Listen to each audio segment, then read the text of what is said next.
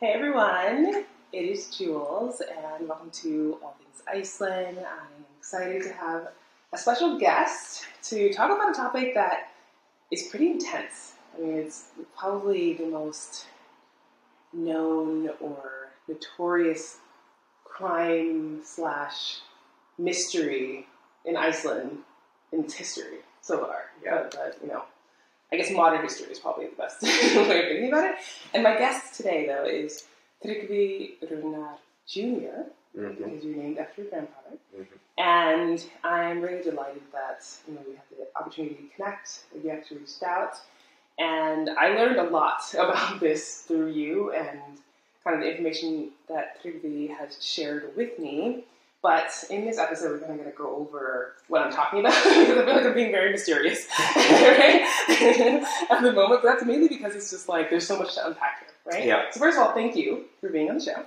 Thank you for having me. I'm so excited to be here. My pleasure. And you can, or in terms of just some context regarding what we're talking about. There's a disappearance of two individuals, which there's actually a Netflix documentary that was made about this, and your grandfather is one of the people who ends up being wrapped up in these disappearances. So Yes. Can you just really give a little bit of information about that? All right. So, in 1974, there were these two men who are completely unrelated, Guðmundur Einarsson and Geirfinnur Einarsson. They go missing, one at the beginning of the year and the other at the end. So Guðmundur disappears in January and Geirfinnur in November. And these, Guðmundur's disappearance is not initially investigated as a crime. It is just, a missing person. There was a blizzard outside. He was making his way from, this one town to the other. So it was never really suspected that there was a crime involved in that. Right. But the disappearance in November of Geirfinnur Einarsson in Keflavik, which is close to the international airport, that, from the beginning raises some suspicions because there was so much more mystery around it. Yeah. But this is 1974, and both those investigations, both into the disappearance of Guðmundur and Geirfinnur, lead nowhere. So no one at the time is arrested, but with the Geirfinnur disappearance, there are lots of rumors going around. Everyone is, it becomes, this massive societal thing. Right. It's all in the news all the time. But it isn't until over a year later, over Christmas, it really happens, 1975, that we have these two young people. These they were recently parents, Erla Bolladóttir and Sævar Sísalski. They are arrested for unrelated crime. And which they certainly committed. And we get these, reports, confessions relating to the disappearances of Guðmundur Einarsson and Geirfinnur Einarsson. Yes. So that is how the whole thing looked to the Icelandic population at the time. Yeah. And from this from their initial arrests, we have this whole long string of arrests, including my grandfather's, and including some other people who were then let go. So some people ended up getting wrongfully convicted in this case, and other people were, in solitary confinement for a long time and then released. Wow. So I guess that's the sort of the very, very basic context. Which I appreciate. Yeah. Because it obviously, like mentioned, this is very layered, and if you want to kind of dive deeper out of thin air on Netflix, at least gives you first-hand accounts from some of the people. Like Erla, she's featured a lot in this. Yeah. Sævar, it's pretty obvious the toll that this took on him, and I'm sure others as well. So yeah, you can check that out. Absolutely. Because I was even telling Tryggvi that I was watching it this morning, and he's like, "That's kind of a strange thing to be watching in the morning." And it's like, yeah, but it put me in this, the emotional space of what went down. Obviously, wasn't here and don't know what it's like to be part of something that your whole life is being turned upside down, and the potential for it and your family and reputation. But it at least gave me a better understanding. And like I mentioned, the article that you wrote, that you shared with me, which is really extensive. And that, too, is what I would like to really go into as well. Mm-hmm. Like, so many about the judicial system, about, I think, just even opinions of the masses. Like, once you start to hold on to a specific idea about people and their past, and how their past can sometimes lead to them being automatically thought of as guilty. As well as the government and their role in all of this. Like, there's so much here. So, as in a way, it like excites me because it's like, wow, we get to hit so many different things, but it also saddens me how much this has affected and impacted families and individuals. So many families too. It's not just, like I said, it's not just the families of those who ended up being wrongfully convicted. It's, it still surprises me to this day to hear about all the people who were observing, people who sort of knew someone, and it's really been the metaphor that's always used here in Iceland. It's been like a nightmare that has been like laying on the nation for all these years and decades, and so now to explain the origin of this metaphor, I have to jump over, a lot of steps. Okay. But what ended up happening was that the Icelandic justice minister at the time, his name was Ólafur Jóhannesson, he was heavily attacked and heavily criticized in Parliament. He was considered to have been sort of curtailing or blocking the proper investigation into the disappearance of Geirfinnur Einarsson. And what this justice minister did was that he reached out to West German, this veteran detective. He was a really high-ranking official from the West German Bundeskriminalamt, which is the biggest police. Sounds very German. Yeah, sounds very German. And this guy came, and he really just came and harshly interrogated and tied the loose ends of this case. And when he was leaving the country, he had a press conference, and he said, okay, we got this case. We know that these, particular young people committed these crimes. This is ready to be submitted to the court. And after this press conference, before the judges had even touched it, the justice minister steps forward and says, a nightmare has been lifted off the nation. Yeah. So everyone, their minds were literally made up, especially when you have this outside resource, right? It's supposed to be unbiased, and totally he's got all the facts down. Yeah. And he's German, so it's like, of course, meticulous, right? But yeah, that is hard. When you talk about needing and getting a fair trial, like how is that even possible? Yeah. Especially with Iceland being so small. So I think then, at least according to the documentary, I think it was about 220,000 people living here. Yep. So everyone considered it like a village in terms of like how small it was. So I was like, that's a really big village in my opinion. Yeah. But still, like there's this. It still is. Yeah. It still has that. It still has a lot of traits of being a village. Yeah. So my thing is, okay, so people are arrested, and specifically it comes down to 6 individuals that are focused on, right? Because you mentioned that there were other people, but they were let go. And one of them being your grandfather, and there's a whole story that comes up that is about how they did it. Because in essence, there is no evidence that anybody did anything. There are no bodies. Yeah, that's an important point. That's the really intensely crazy thing to me right now is, there literally is just no trace to any of this, as well as just even for the families that lost these people, the ability to have closure, to be like, we even had the bodies to bury or whatever, or found remains. But somehow a story emerges that all of these 6 people were involved in one way or another, or had knowledge of something that had gone awry. With, like, yeah.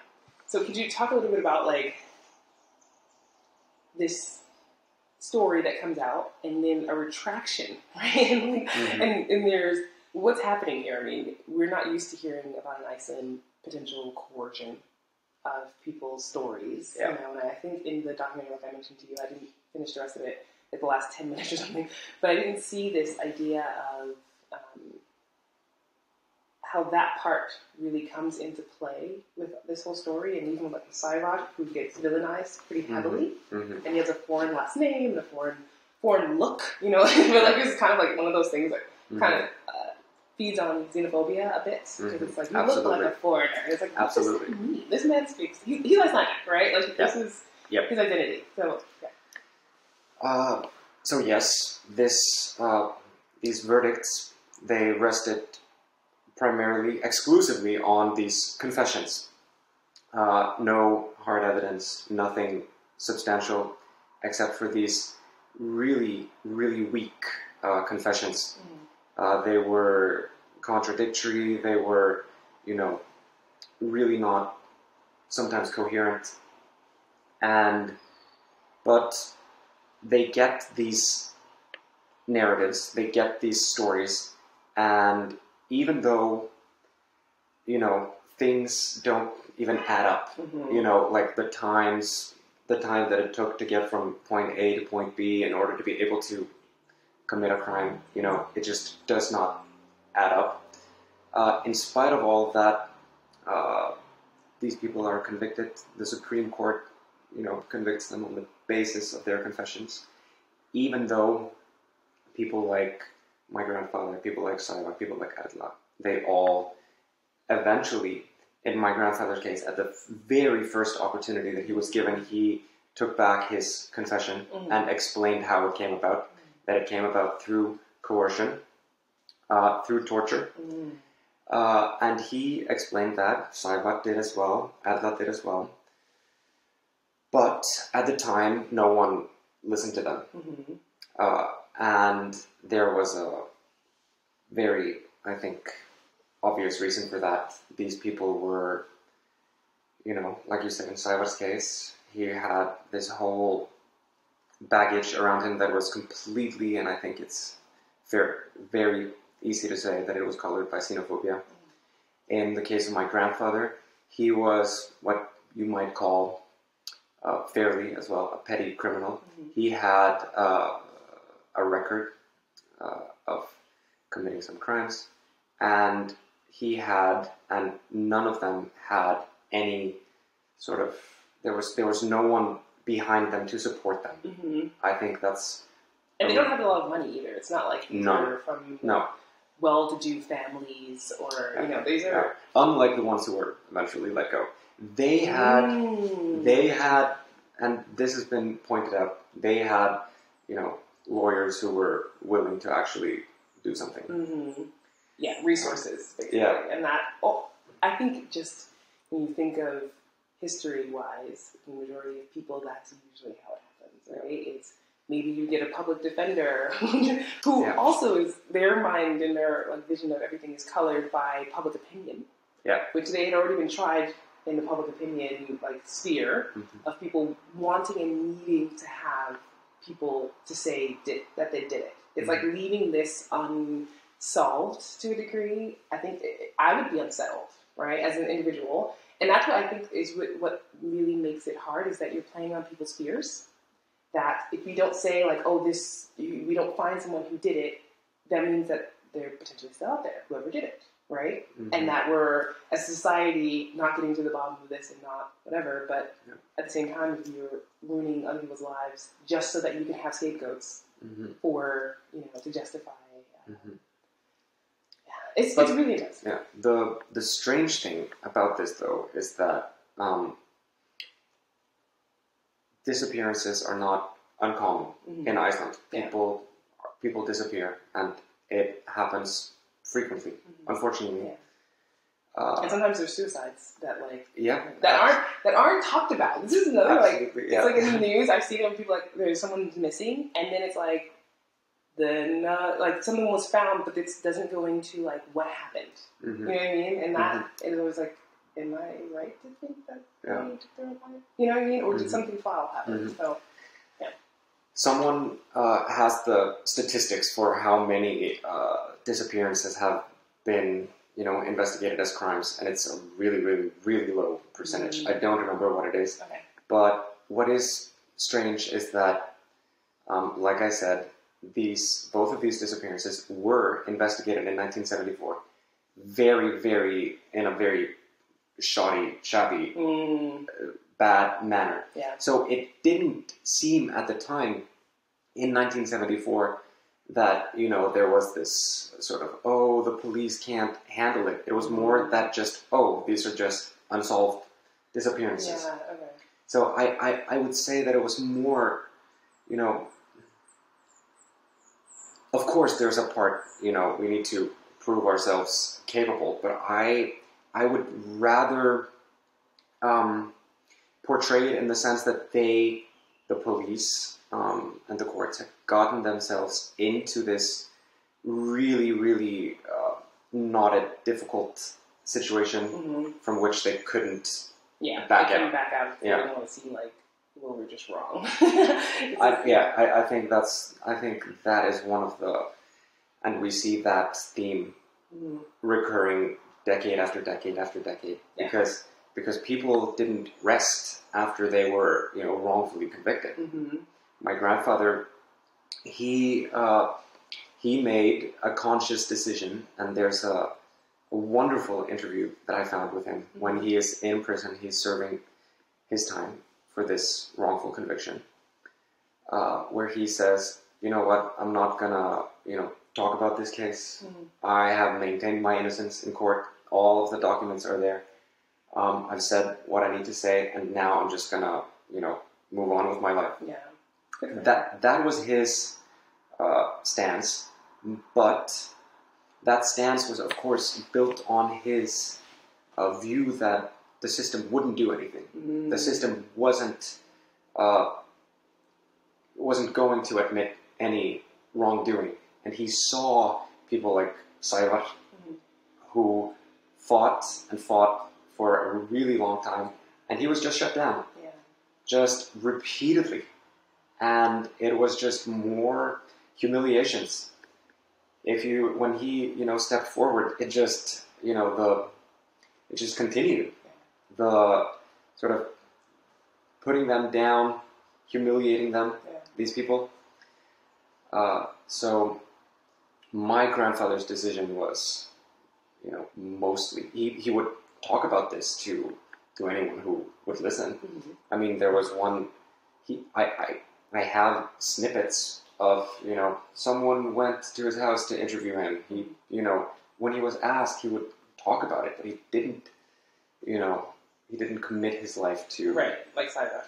That ultimately brought Sævar to a really dark place because of what you mentioned about being shut down all the time and in society, just always being on the fringes now because you're seen as this individual, this villain.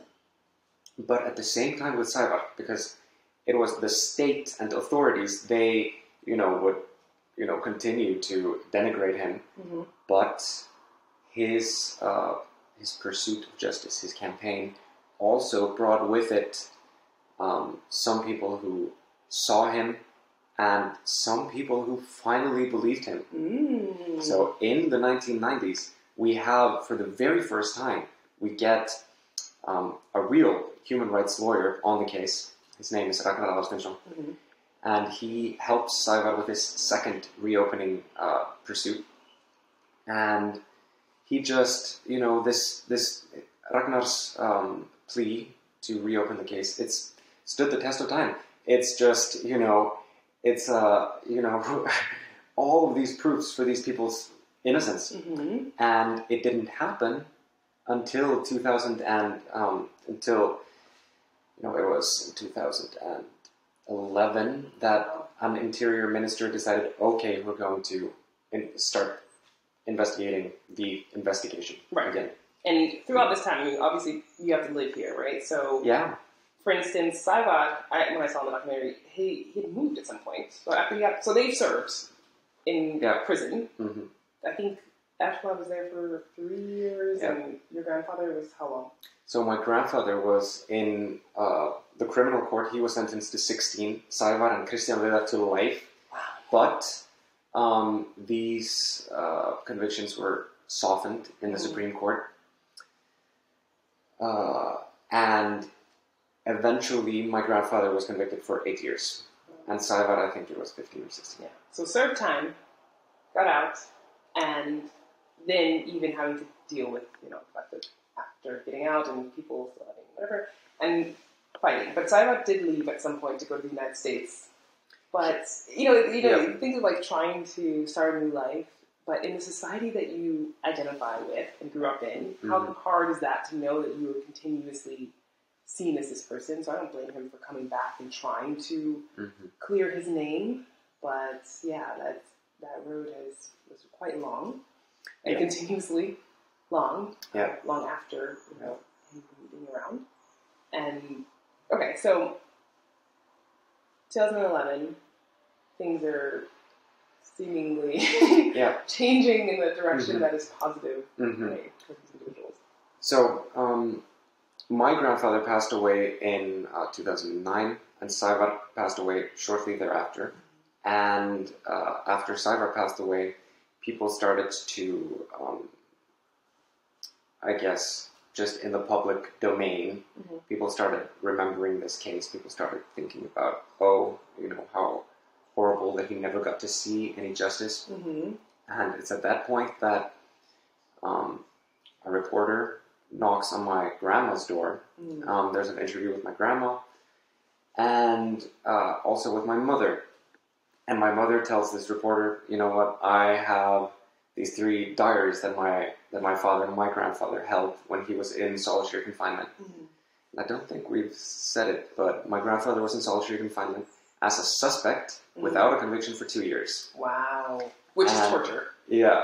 And that, I think, only more recently in psychology and just in the prison system have we been talking about how solitary confinement is horrible and is a form of torture, and how much, and of course, can lead to so many mental issues, and of course physical issues, and then easily to coerce somebody as well. The list is endless. Yeah.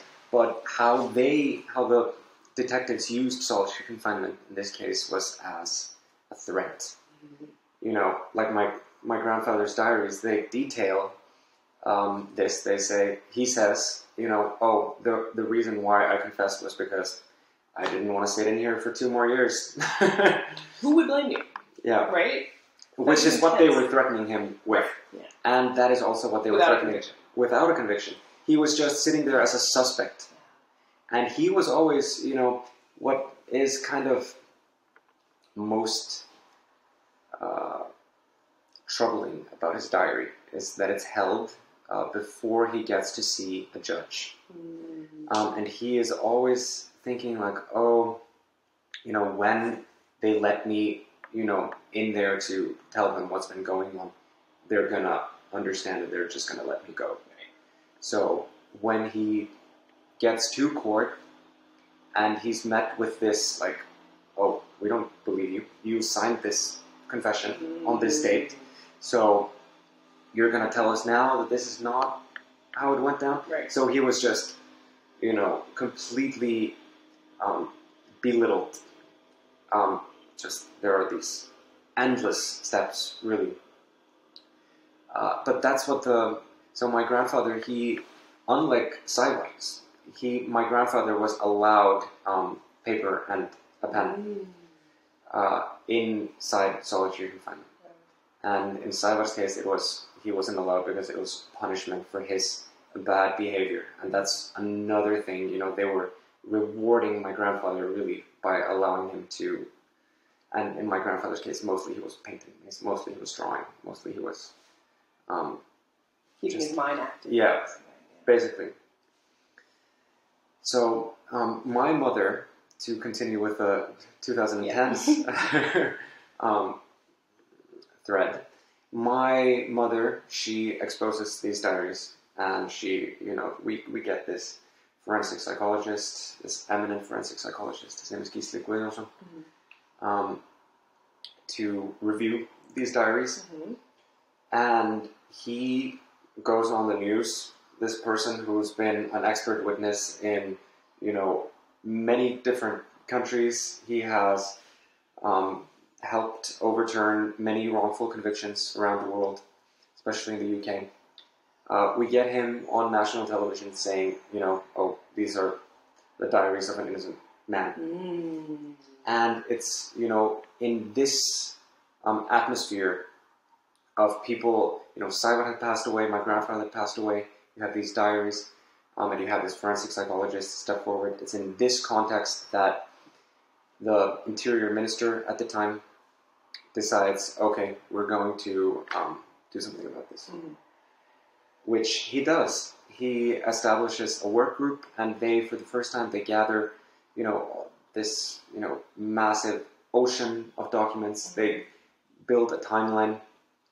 And he also, Ögmundur Jónasson, the minister, he also establishes the legal mechanisms that we needed in Iceland in order to overturn a Supreme Court verdict. We didn't have those mechanisms before. Okay. So this is actually in a way, paving a new path for in future wrongful convictions, or even for people who have past wrongful convictions that might now be able to do something about it. Exactly. This was how the system was when Saivor was trying to reopen his case. He was just sending his files to the same Supreme Court that convicted him.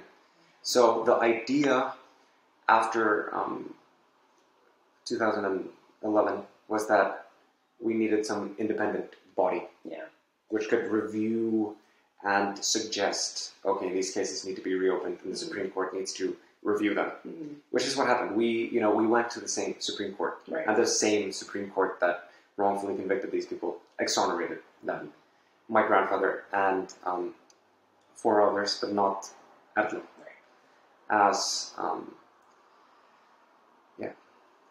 and we still are, trying to find ways. We're still trying to find some way, someone to listen to all the reasons why Erla, as well as Saivor and Christian, they were also convicted of perjuring against these men who were then let go.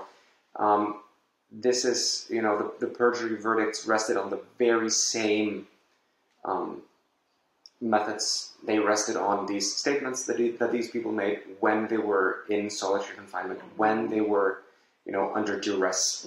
But the state is not willing to say, oh, these were wrong. Right.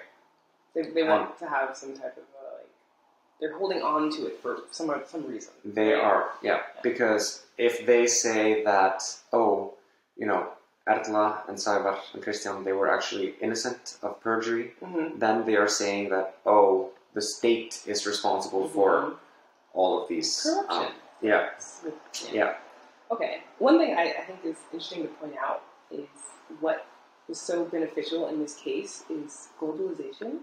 Because you think about people going outside of Iceland to get knowledge and experience. Like you mentioned this one guy who's helped to overturn cases in the UK, for instance, right? It's like access to this other information and to bring back tools to Iceland to help progress a society, which would then mean, hopefully a more just system for individuals who previously, like you mentioned, going to the same Supreme Court on their own just meant that more ridicule, more frustration, and more doors closed in your face. Yeah. So that is kind of interesting too, and even the respect for these other experts who are Icelandic but have this experience outside of Iceland.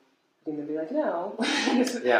In order for us to really get down to justice, we have to look at these specific pieces and how we can. So I thought that was just interesting about Saivor and the xenophobia, but globalization and kind of needing and helping to help society needs more diversity in thought and more knowledge from different places.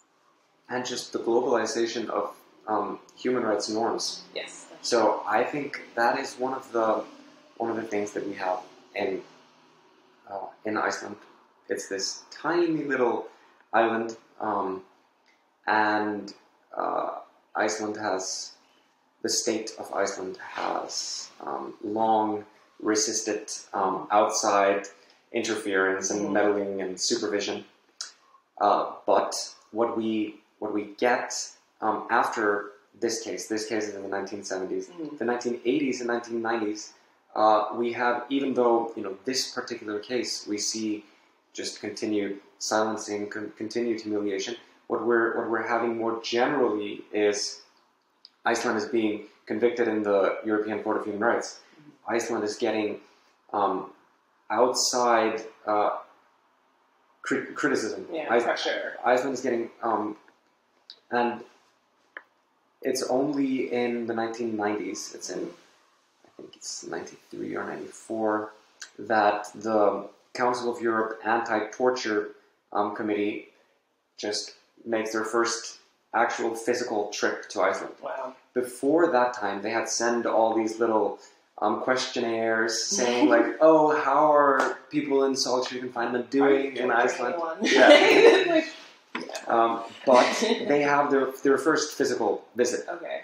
And the report that they publish as a result of this trip is completely damning. And for instance, the jailhouse where my granddad and the others were kept in for all that time, just the building itself did not meet the requirements for just being in that building was torture. To house human beings. It was a storage room. Wow. Yeah. It wasn't for human beings, is what this report said. And Iceland had been, they had found no problems with it. Never. And I do think it's a really critical part of it, the globalization. Yeah.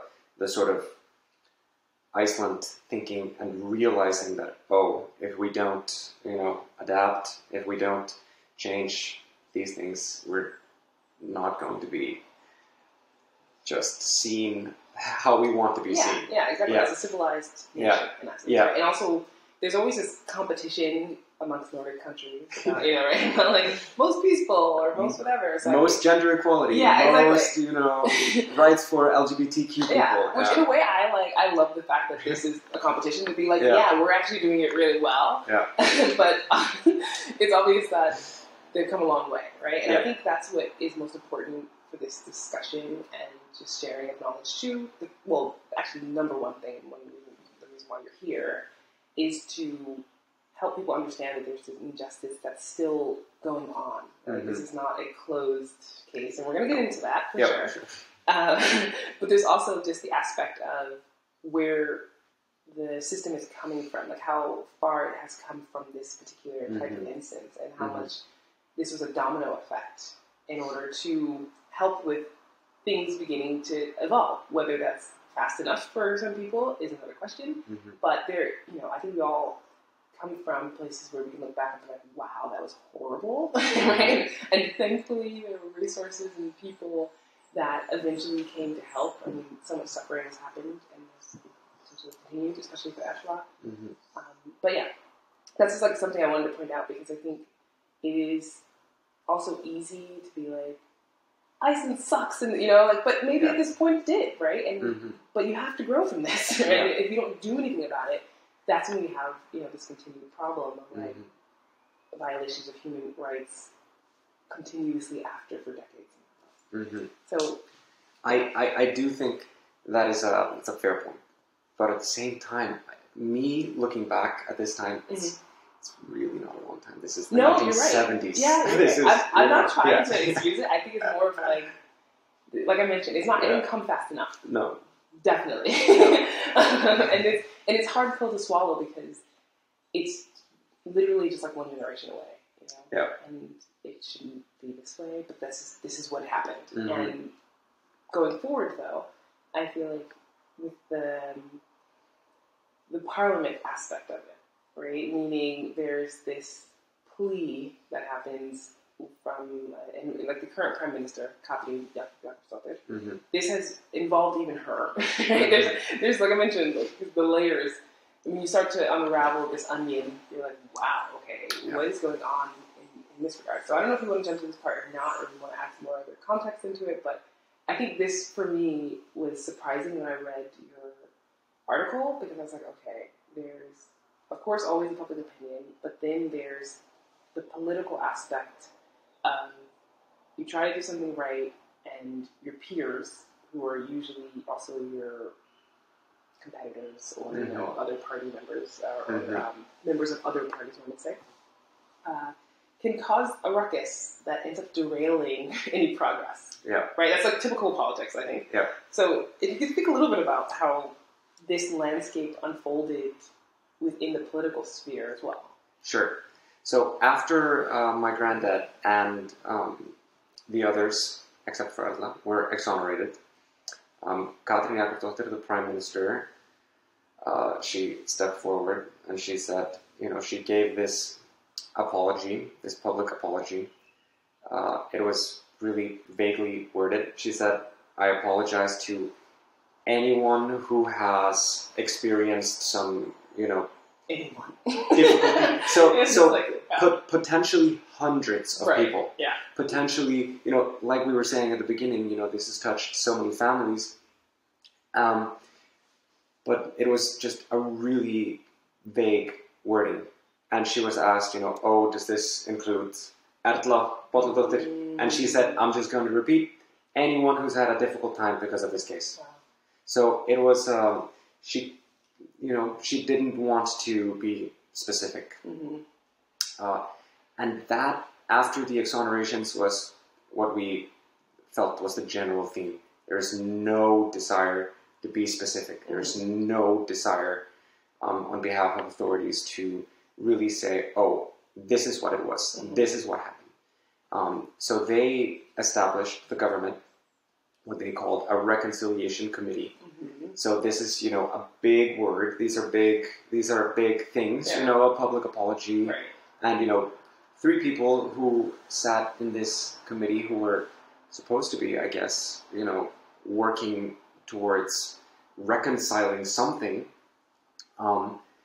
And what ended up happening was that for the first 6 months, I guess, me and my family and the other families were constantly just feeding this committee information. We were saying, this is what we want. We want you to go into this. We want you to, you know, look into that, you know, and we had all these suggestions for potential actions of redress regarding, you know, education, regarding policy changes about how people who have, you know, confessed when there's no physical evidence. We had all these ideas for what could be done for society to show, okay, we're willing to learn from this. And we're willing to really make amends. Right. But what we got was just complete silence. And then after 6 months, we get a little note from our lawyer, and it says, oh, this is, the government wants to give you this amount of money. Oh, wow. And we asked, oh, what is this money for? Are they willing to say, you know, oh, this is for the X amount of days they spend in solitary confinement? What is this for? But there was no rationalization. They just clearly really didn't want to talk. Right. And they thought you could just pay you off. Yeah, they just wanted just the money, you know, thrown into these bank accounts, and that was it. So after we get this offer, my family and myself, we go and we meet up with Katrin Jakobsdóttir. We have a meeting with her, and we explain to her, you know, oh, this is really not what we envisioned after these exonerations, after these historic exonerations that have taken decades to achieve. And she sits there and she listens, and we're expecting, oh, it's gonna, you know, improve from now on. She clearly didn't know what these people were up to. Right. But nothing changed. She gave a slightly higher sum of money. There's more money just being thrown at the situation. She suggested more money. and we were just sitting there, and we were just waiting. And in my case, I wrote an article at this point, and I was trying to explain to the Icelandic public what was going on, that this was not, going well at all. And no one listened. No one picked up our points, and I was not the only one who was trying to step forward. We also had Ragnar Aðalsteinsson, this really strong and well-regarded lawyer. He also spoke out at this point, and we had no feedback. And things don't start to change until Ragnar Aðalsteinsson's client manages to get from the government this formal document, because all of this had just been informal at that point. We had no proof that the government was doing this. So I guess that's why people could just let it out. So we had this document, and Ragnar was asking, why is this sum being proposed? And he said, the presidents say it's supposed to be this amount, so why does the government want to give my client this amount? And then we get a document, and this is a document that just lays all the blame for this person's fate at his own feet. They say, oh, you confessed, so what was the state supposed to do but to wrongfully convict you? Wow. So this was the stance that the government was really trying to drive in. Even though they're willing to give you money for something they're considering is your fault. Yes. That is very contradictory, obviously. Right? It's like, that's normally not how things happen. That someone wants to pay you off for all the wrongs you did. Yeah. But that was the situation we were in. And when this document came out, because finally we had there something to show, then we had a massive response from the Icelandic population. And people just wouldn't, stand for this. People did not, the public just said, you know what, these people have been through so much. Like, how are you gonna offer this up? But I think that speaks to also, right, evolution within society. Yes. Because you talked about, like, the timeline, like the 70s, there was obviously people were just, like, hearing from the police, and there wasn't this distrust either, or criticism. And so it was like, of course, if the police say, or if the government says, or Supreme Court says, this happened, we believe you. And then there was, like, in the 90s, there was like, okay, wait, what's happening here? And it was like, as we keep going on, like, into the 2000s, and now, like, 2010 and now in 2020 plus. I forget as well. It's like 2021. I can remember now. But there's obviously, I think, understanding that it's not always how people are saying it is. Just because the government or police, whatever, say this happened, it's not necessarily the truth. And the truth according to, like, the individuals being convicted, right? Like I think in this case the authorities have their truth they've been holding on to. It's like you can come up with something and there might be some truths to it, meaning like these people have past records of crime. So it's not unusual for us to think maybe they committed another crime. It's kind of intense to go from embezzlement to murder, but still there's this trying to make connections. But I think that to me is really amazing that people go, no, even though we're still in this very small community. I mean, Iceland is now 367,000 people, right? 220,000. So it's a decent jump, but still not as many people. And yet individuals are saying, no, this is not okay, this is not fair, and it can be done. It's absolutely shocking for me who, I've just received a liberal education, and I've, grown up thinking, oh, it's healthy to be a little suspicious of authorities. But it's really shocking to look at Iceland back in the day. In the 1970s, it's, these institutions and these men who, were sitting in these courts, and these people who were heading the police, they were just beyond scrutiny. and that is the conflict. That is one of the conflicts, and one of the many conflicts in this case is these competing truth claims. So we have from the very beginning, we have people like Saivar and my grandfather saying, this is what's happening from the very beginning. But they are just completely, their points of view are completely disregarded. And we have the state's version, which is, these people are saying this has happened. And they, signed these confessions.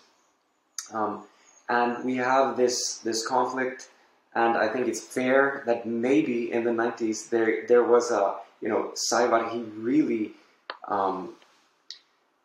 just having shown so much persistence, I think. The Icelandic nation couldn't anymore just disregard it. Right. So these competing truth claims that these confessions were the result of coercion, they started to, the Icelandic nation gradually began to think, okay, this is a possibility. But nowadays, after the Supreme Court exonerations, we just have these. The Supreme Court didn't say what they thought had happened. They just said, these people are exonerated. They did not. It's not proven that they committed these crimes. So we're gonna brush this off their record. But still today, we have these two competing claims.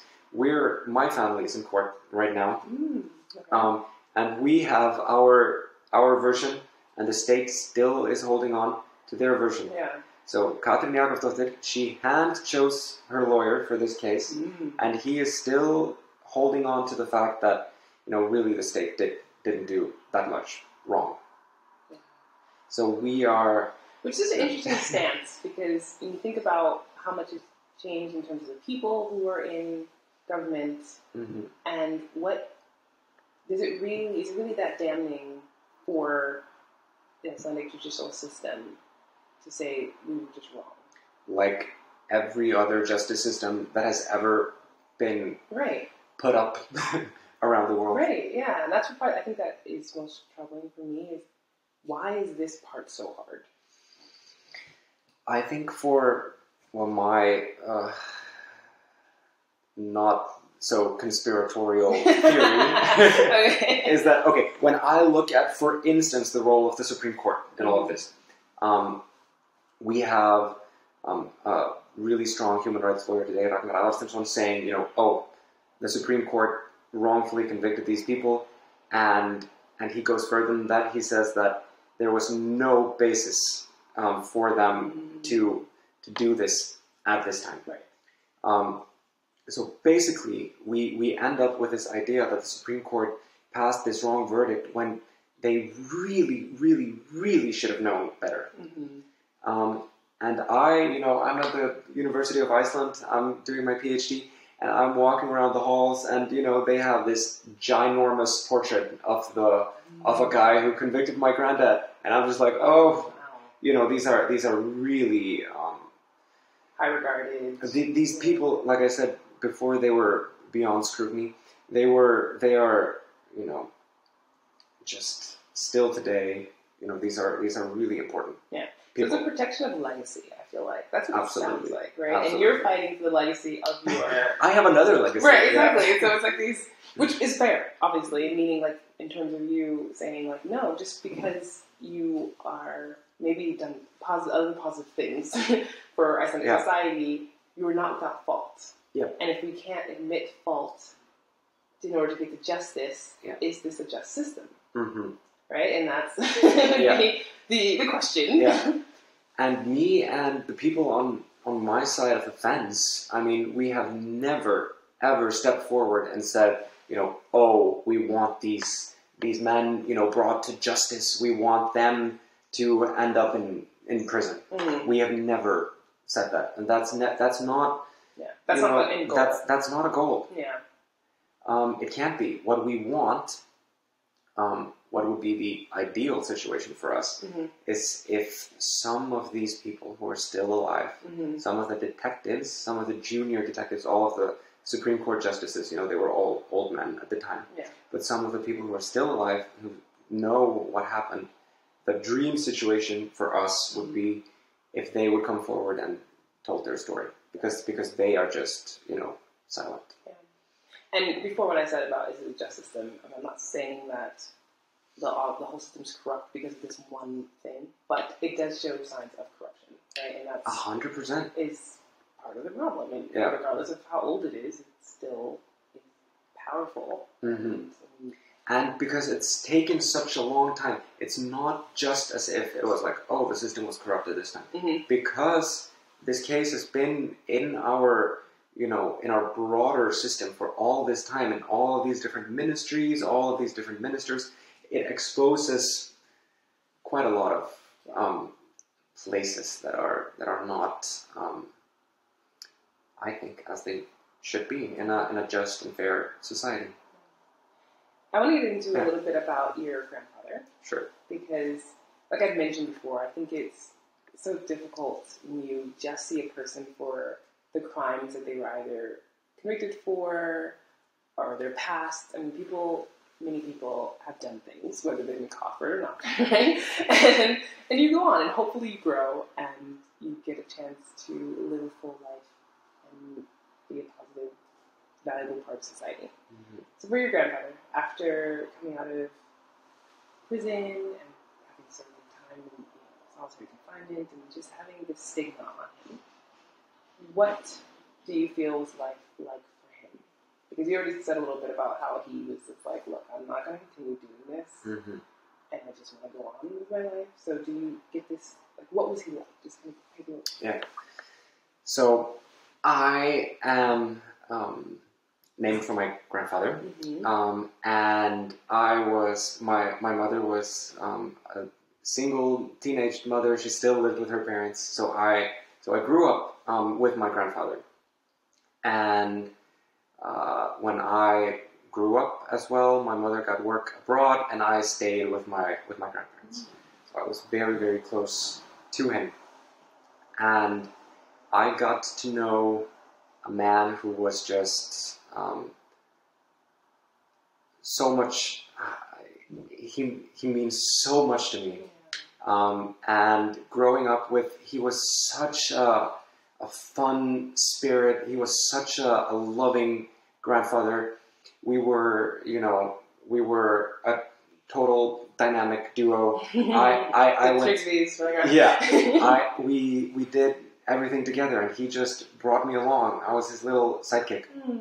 And the man who I got to know, and the man who gave me everything that he gave me, I could not have imagined for a split second, growing up, that my grandfather had endured what he endured.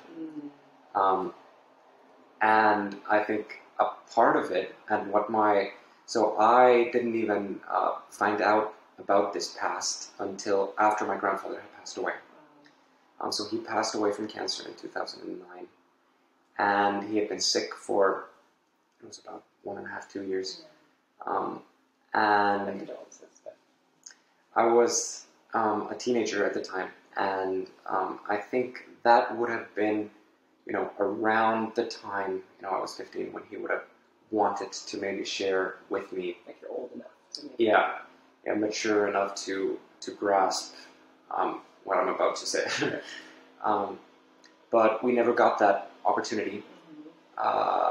He was just, I guess, in his last months, he would rather have a nice, good time with us than to be, talking about this.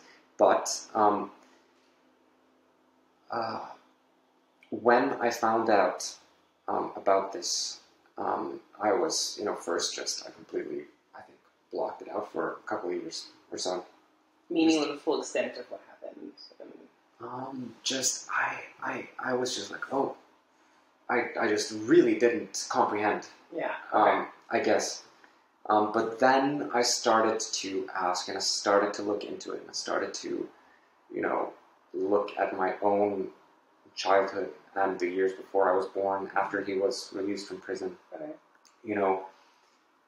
With both my, lived experience and then all of this stuff that I was learning about.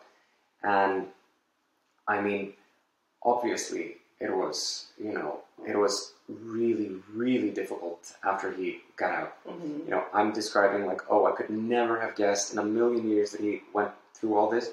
But that was because the reason why my mother, my granddad, why no one told me about it, they said, is because, your grandfather wanted you to see, the real him, not this person who's been, beaten and humiliated by this society. So I just feel privileged and happy and blessed that I got that. Yeah. But at the same time, he had this entire other side, this other pain that followed him. And I have, I started interviewing, people he was working with after he got out of prison. Yeah. And, people describe him the way that I'm describing him. He was just, just a really energetic, really outgoing, really lovely, and, just a good, reliable man, When he was a teenager, when he was a young man, sure, he had a really hard time adjusting. Mm-hmm. There wasn't any space for him in our school system. He was bullied when he was a teenager in his first workplace. So he started in petty crime. Mm-hmm. So he was, he had long experiences with police before he was taken in for this. Mm-hmm. And I had a little bit of a hard time when I was investigating this. I was like, I had no idea that my grandfather just had been a criminal. Yeah. So it took a long time for me to reconcile. I was like, he did these bad things to these people, and for me, for some time, I just thought, this terrible thing happened to him, but he did all of these bad things to these other people. Mm-hmm. But then I matured a little bit, I think, and I realized there's nothing that justifies treating anyone the way that he was treated. Yeah. It is not that black and white, like, you've done wrong in the past, so you deserve wrong in the future type of thing. And meaning, like, for something completely unrelated to what, if you've served your time or have been convicted for whatever else. But I think that's really something all of us have probably dealt with in terms of the view of individuals, those who have been labeled as criminals or still labeled as criminals, felons, like depending on where you live, the rights of those people also are diminished. So it's already like your value in society is a lot less. I don't know if that's the same in Iceland. I think it's more about just how people view you potentially, but then opportunities are not open to you, right? You're in a very small place where some people are connected and they remember something that you were a part of. Yeah. And this is like everybody knew, right? It's just like it just follows. Even of course with the Netflix documentary, it brings up this feeling too of being like, but they were criminals, right? If you try in your mind try to justify like, well, maybe people weren't wrong in feeling this way. You still need to technically like be clear-headed about what you're investigating if it's not related to this embezzlement, right? Like it doesn't automatic. Yeah, I mean, killing someone is just the most serious. Yes. And I mentioned earlier that I think it was really helpful that you gave the context about in Iceland, it's not unusual for people to have gone missing, right? Because that wasn't something I had in mind when we were talking a little bit earlier about that. It's just like, somebody just kind of disappear, right? Yeah. It's like, but then like these lava fields and whatever else, or even like different places where maybe there's a storm. Sea. Yeah, exactly. That's another like really hard one for sure. I mean, Iceland in general is super harsh, and it's modernized a lot. So you look at homes, like my living room right now, right? It's like, but still, it's right not too far away. You could get yourself in a situation that's pretty dangerous. I'm looking at a mountain right there in a blizzard. People get lost. People, things slip and fall. Yeah. It's intense. So. Yeah, I think that speaks to, I think, as well, lifestyle and how things are viewed here. But, okay. So, your grandfather was this lovely person that you got a chance to grow up with, and unfortunately didn't get a chance as an adult, or at least when you were on your way to adulthood, to talk about it. Do you feel like, though, as you evolved as a human, and seeing that it's not so, like, criminal, not criminal, like black and white, good or bad, good and evil, I should say. That's really what it comes down to. That this is the same in Iceland in terms of like, people are going, no, they're not just these, like evil people. And Saibak, for instance, like we mentioned, he was like the ringleader in essence of all of this, right? And what I don't understand a little bit is about with Ashla is, she was the perjury aspect of it. But she's the only female as well in this group of 6 people. And so what is going on there in terms of how she's being treated? You know what I mean? Like, is this aspect different? Because she even mentioned that, so I'm asking a lot of questions in this whole topic, but I'm going to get to it. Because she mentioned in the documentary that the police were like her friends at this point, because she was kind of isolated from everybody else. And your friends are in essence the ones, and they're not really your friends, but they're the only ones you can talk to.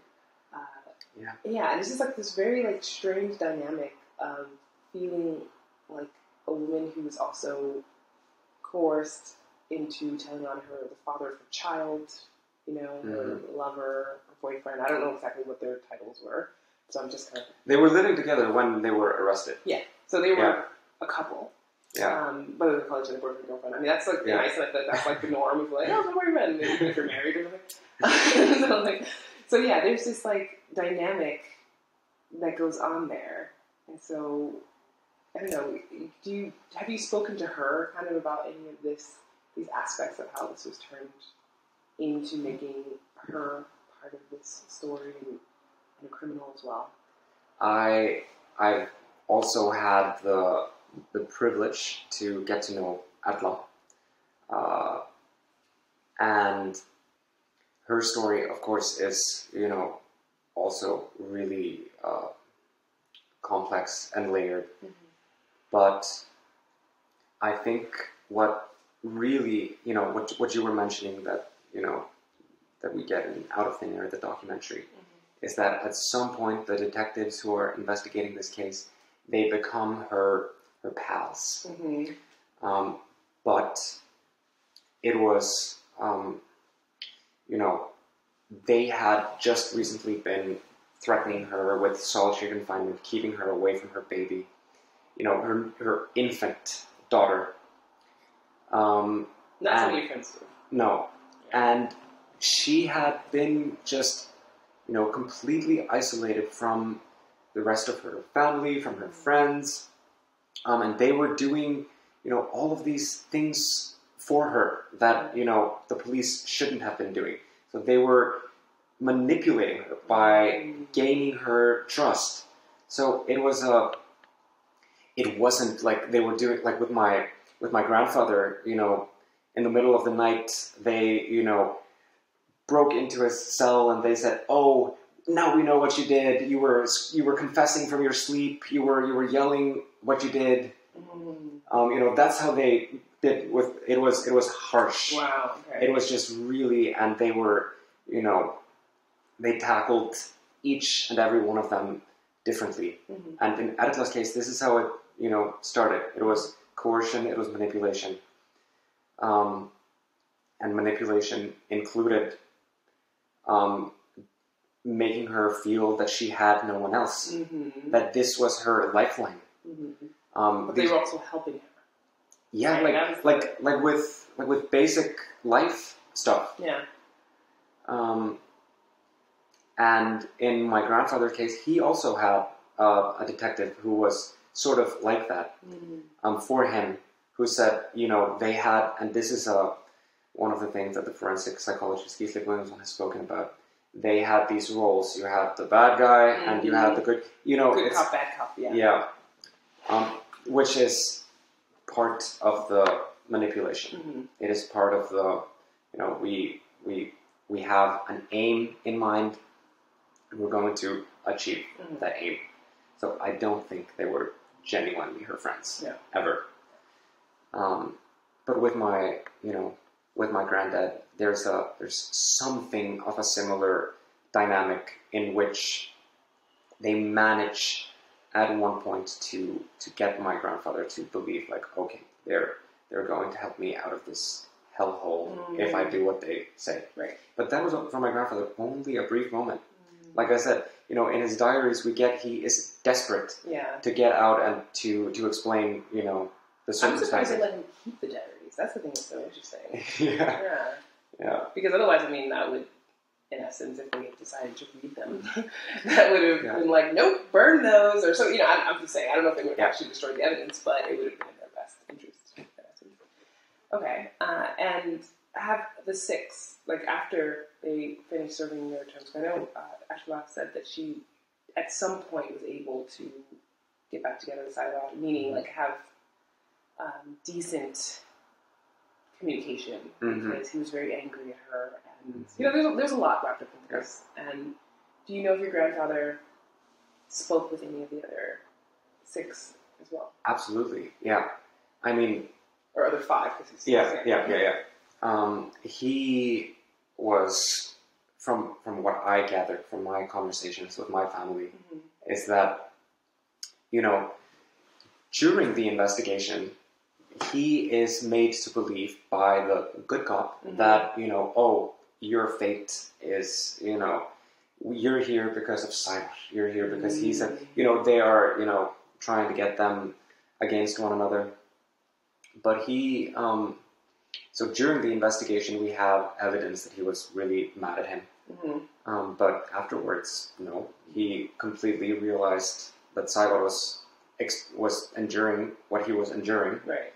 They were both heavily drugged. They were kept awake for days. Wow. They were both, it was intense physical and emotional, mental torture.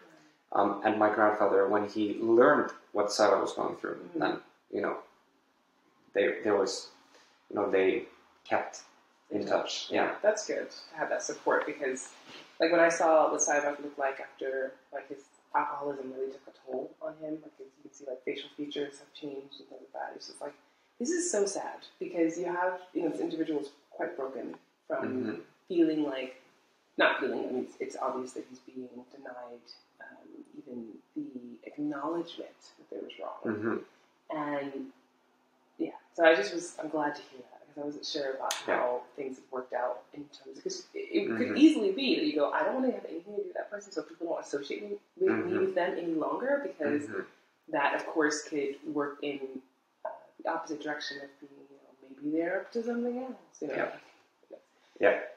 And I experienced this after the exonerations when they're trying to, throw that money at us. I experienced they were, also they didn't want us talking to one another. I just, you realize that, this is another, another divide thing. And conquer. Yeah, this is another thing that is in their benefit. Yeah. But I am happy to report that we have good internal relations. Great. That's great to hear. Yeah. And there must have been also this joy when the things were overturned, right? So there's this a moment where hopefully you were able to celebrate to go, thankfully, we are now exonerated. These amount of people, I think 5 out of the 6, right, were exonerated. Even though, of course, it's sour and bitter to hear that Echelon wasn't. You know, so it's like, it's like, I want to celebrate, but it's also like, yeah. But was there, like, at least a sigh of relief or something that you felt you could express happiness over this acceleration? I mean, this is the difference between my mother worded it. She, in the eyes of the law, she was the daughter of a murderer, and then she wasn't. It's a step. Right. Okay. Fair enough. But we all, I think, experienced it. It was a really bittersweet moment because I and none of us really believed that they would be exonerated. Because the trust in these institutions for us is just none. Yeah.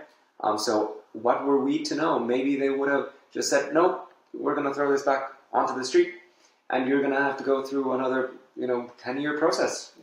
Yeah. That could have been the case. So it's, just this really mixed feeling, I guess. Yeah. It is, of course, it's a huge thing to just formally have these verdicts overturned, but I still see so much that needs to be done that, I think a modest evaluation of those exonerations is okay. It's a milestone. Right. We're on a path. We're on a journey. Got it. And how do you feel like this has affected your family? Because you mentioned about your mother, right? The daughter of a murderer and now not. But do you feel like over the years this has been something that the family has been carrying?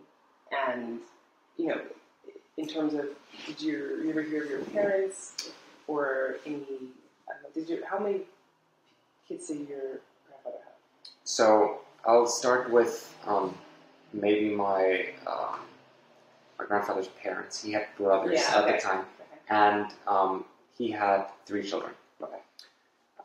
So there's a family, and there's the extended family. So there are all these people who come into this picture. During the case itself, I mean, I've spoken with my grandfather's brothers, my great uncles. He has 2 brothers who are still alive. And it just, it's as horrible as you can imagine. What these people who were grown up at the time, what they were, because fully conscious of everything that's going on, fully conscious of what he was experiencing, that he maintained his innocence.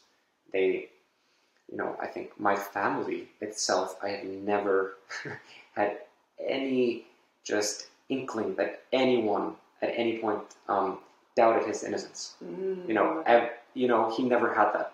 They've always completely supported him. But they are part of the collateral damage that I guess the Prime Minister was apologizing to. To everyone who's had a hard time. And I mean, they have, it's in the workplace, in the families themselves. I mean, it was just a toll. Yeah, for sure. And I had, which creates generational trauma. Absolutely. Right. And to not have it acknowledged, even now.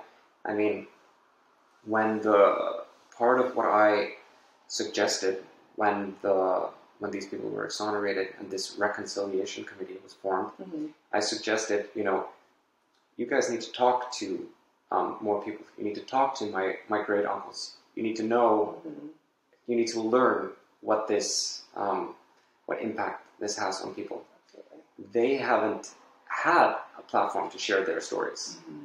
But that was, of course, they didn't reach out to them. There's no interest in learning or listening. Because then it makes it really, I think it brings it to life in a way that it's hard to ignore. Yeah. And that is probably, to a degree, like, you understand why people want to be separated from it, but that is the most important thing, especially if it's so wrong, right? That why not? Yeah. Get these accounts. Accounts, yeah. And it's such a small society, too. Mm-hmm. Yeah. But I think, you know, like, they have never had any acknowledgement of what this was like. You know, they were not parties to these discussions with the government after the exoneration, you know. So there are lots of people out there. Right. Okay. Well, you mentioned that your family is currently fighting in the courts. Mm-hmm. So what is happening now? Meaning, like, the biggest goal now, and what are you hoping for future-wise?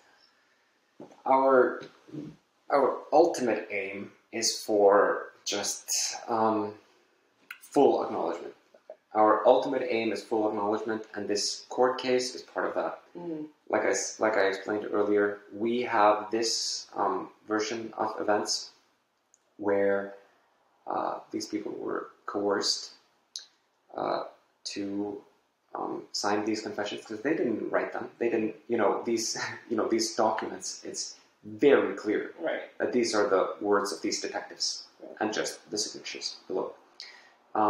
We are maintaining, that version, and the state is still maintaining their version. We want acknowledgement that our version, because the Supreme Court didn't, say anything in their exonerations, we want to have that acknowledgement. And we also believe that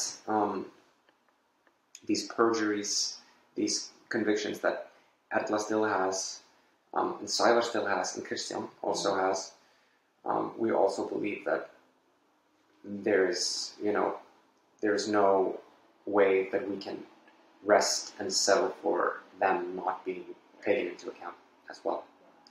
And another thing that I think is really important is that there is some lesson drawn from this. That there is much more done in terms of understanding what went wrong, why, and how we're going to remember it, how we're going to tell this to our children, how we're going to, as a society, say, oh, this is what happened. Because now we have these competing accounts. Right.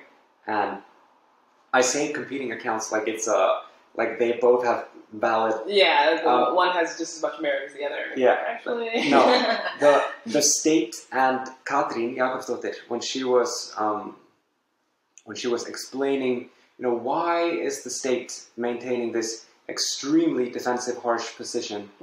And she said, oh, it is traditional here in Iceland to uphold utmost defenses when citizens complain about violence. She said, it's just the tradition. That is such a loaded term, tradition. Yeah. I mean, it's like, tradition does not make it right. No. And then someone in Parliament pointed out to her, and they said, oh, but by law, you as the Prime Minister, you are responsible for your lawyer's position. It is your position. This is, a case where she is, and this has, been really hard for some people to comprehend. Yeah. That, this is her argument. People who defend her say, oh, this is just the system. This is, someone from the establishment, doing what is traditional. But really, when it all comes down to it, this is just, her responsibility. And I guess she's not wrong. It is traditional. It is the default position of the state. They're not just gonna, hear someone out and say, okay, that's fine. They've never done that. Yeah. It's a defense mechanism. Yeah. For sure. And to some degree, it does protect them from just kind of seeming willy-nilly and being like, oh, like almost like a flip-flopping. But as we mentioned, this is not what's happening here. It's more about there's very clear evidence. what I'm doing. Yeah, it is. I think it's a position that is just counter truth. It is, you know, even if we've, you know, like I said with the pursuit in the 1990s. I mean, you have all of these proofs for these people's innocence and what they endured. It is beyond doubt, and the state still says no. We're gonna stick to our guns here. We're going to maintain our denial. Yeah. So we want the court to say, you know, oh, the state can't say this anymore because the evidence is overwhelming. Right. Is there anything that you want to leave with people who are watching or listening? Because for many people, this is new to them. And unless they've seen Out of Thin Air, even if you have, having an account from a family member and and also a person who's advocating on behalf of your family and others who are part of this, I'm just wondering if there's anything in particular you like to leave people understanding about the society here. And it doesn't mean that everything is generalized and it's absolutely truth of this specific thing, but just an overall feeling or idea that you think would be helpful to give people as we kind of wrap this up. That's a tough question. There's a lot to potentially say. I mean, obviously there's, you know, so much on my mind. This has occupied me for now a decade. And I have learned so much from it. I have, you know, been in contact with so many people, both, you know, people who are on my side, you know, like the other families involved, and but also with regards to the Icelandic authorities. I've also, you know, we've had officials come and go, and it's just been, I guess, for me, as still a young person, just a really long and tough introduction to Icelandic society. It's been, you know, overwhelmingly negative, but it's also, like I said, it's brought me, you know, to all these connections with people. I don't know where I'm going. Yeah. But no, I think it's a really interesting perspective for sure, because it is so different for everybody. And seeing how you grew up in this country, but exposed to something that is so personal and yet affects everybody in the country. Meaning, like, there was probably not one person in Iceland who didn't have some type of feeling about what happened and continuously in history how it's developed and whatever else. So I think it just kind of touches a nerve. And maybe that's kind of what I was kind of in my own brain thinking about. It's just this, like, touching a nerve in society where the system does not only does it not serve you properly, but you are in a position of, okay, I can help to do something, but I just, the way I connect with Iceland is very different. It's been really helpful to get this backstory, but also, like, what is happening now and what could potentially happen in the future, or at least expectations, and what your family, yourself, are fighting for. But I think it would be really interesting to get to know a little bit about you, Tryggvi Rúnar, even though you are named exactly pretty much almost after your grandfather. I would love to know, what are you studying in school? So I'm actually doing my PhD in modern Icelandic history. I started in January this year. Congratulations. Thank you. And I am trying to draw out some of the systemic.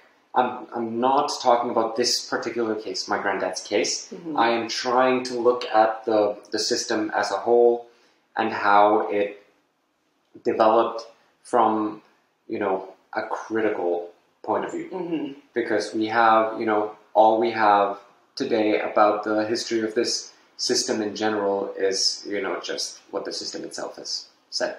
So I'm trying to give a counter history of the criminal justice system about, these institutions that we've been talking about here today, but from a more general point of view. Okay. Well, good luck with that. Thank you. And PhDs are quite intense, aren't they? This is just,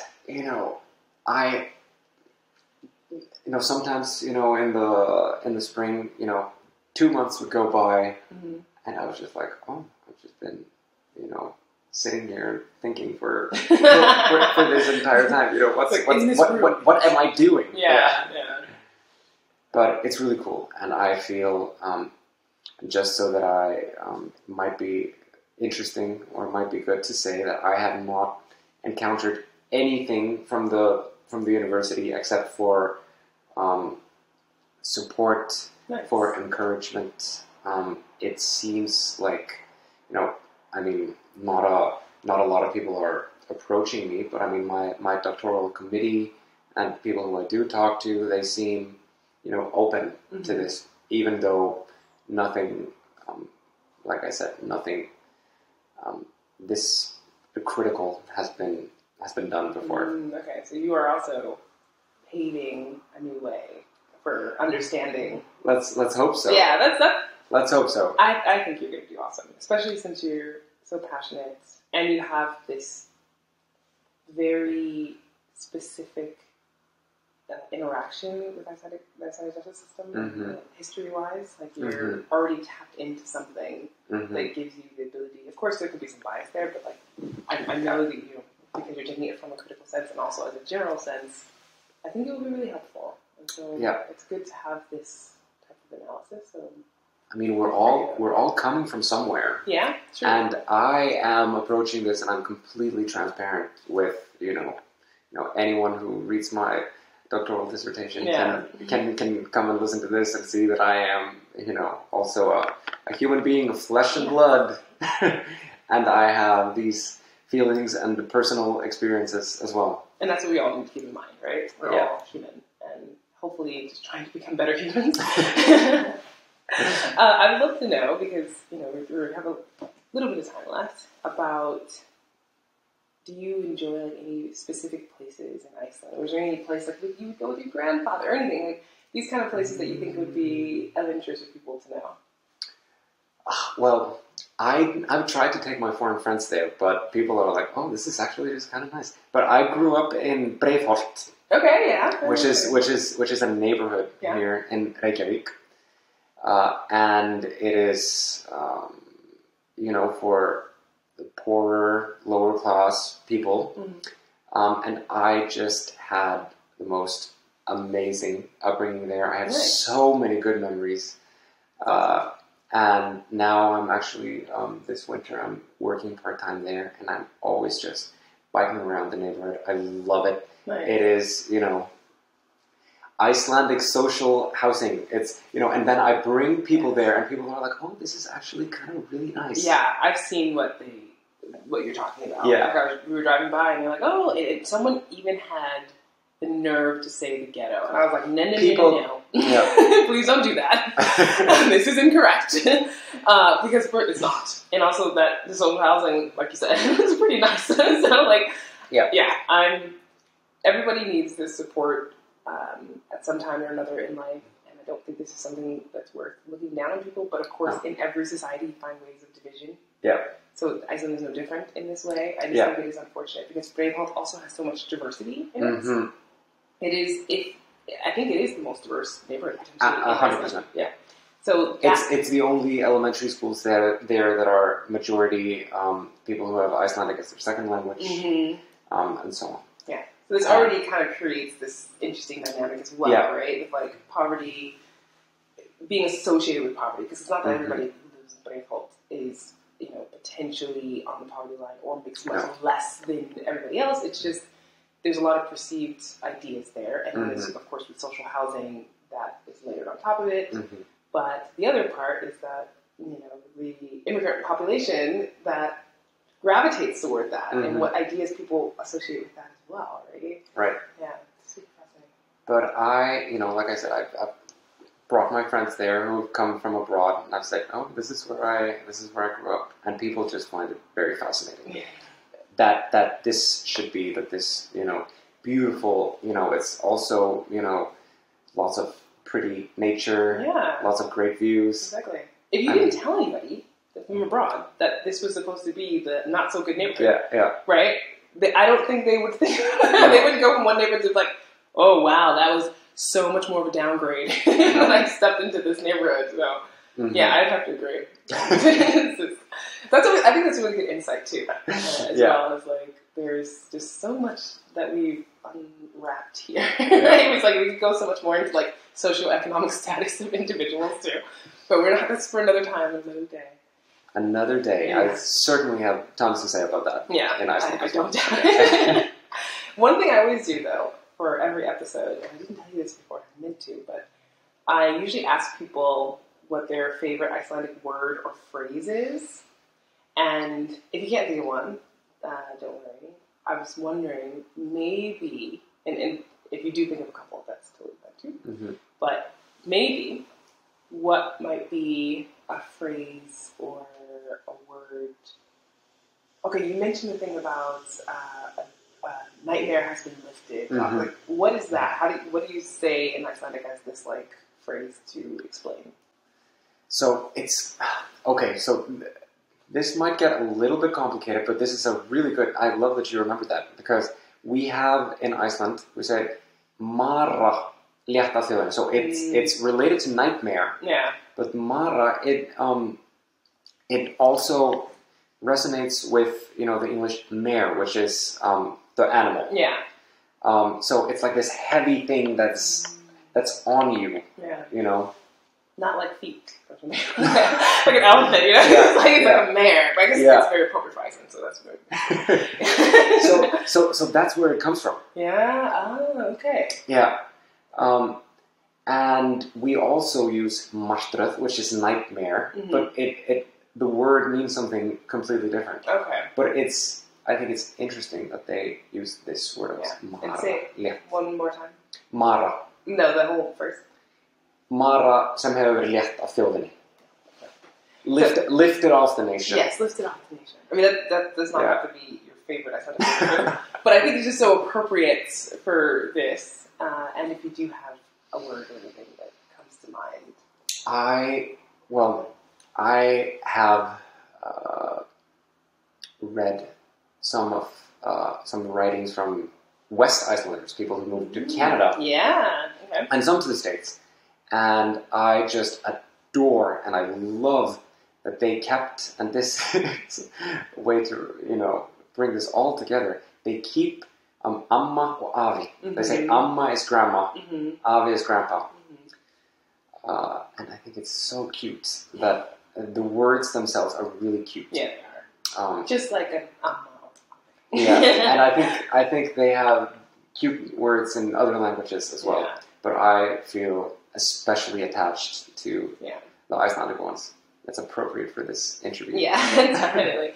And it's funny, I did an interview actually with L.K. Bertram, Laurie, who is a West Icelander, who wrote about West Icelanders and kind of like the different personalities that moved out there and the struggles. Because personally, like, the winter in Canada scares me. And could you imagine moving out there during the time period they did, like the 1800s or something, and the amount of suffering is intense. I'll have a link to that actually in the show notes because that was very enlightening, I feel. But yeah, it was good that you brought that up because that's another aspect too of Icelandic history that is really fascinating to delve into. It's like people leaving because they needed to and hopefully finding a better life and then having to adjust to a society that is still quite different. I mean, you think it's going to be... They thought, Iceland was settled by Norwegians who thought that they could, treat the land here just the way they treated the land in Norway. And parts of Canada were settled by Icelanders who thought they could treat the land there just the way they treated Iceland, go out into the lake to fish, but then, it's just, a completely different everything. So talk about a steep learning curve for both. yes.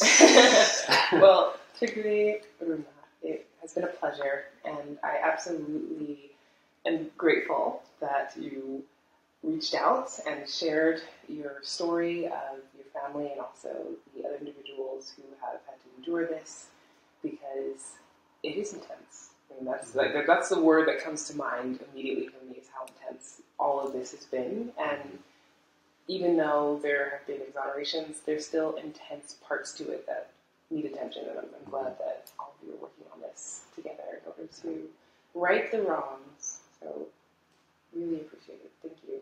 Thank you for listening. I mean, I've had such a lovely time getting to know you, and we've had great conversations. Yes. And now, I'm happy that people are able to learn about this. So I'm very grateful for the opportunity. Thank you. My pleasure. And is there anywhere where people can reach you, like social media or anything like that? Well, I'm just an email person, okay. I guess.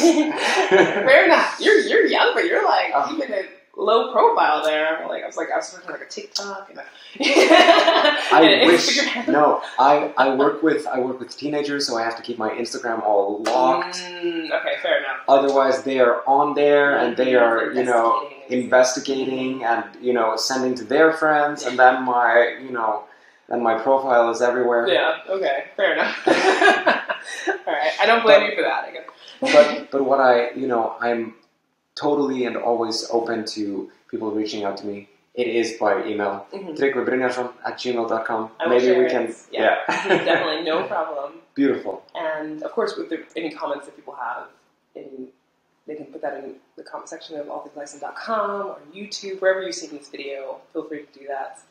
And send as much support and love towards Tryggvi as you can. I think we all could use a lot of that. So, as always, though, thank you everyone who's watching and or listening, and I will see you in the next one. See you.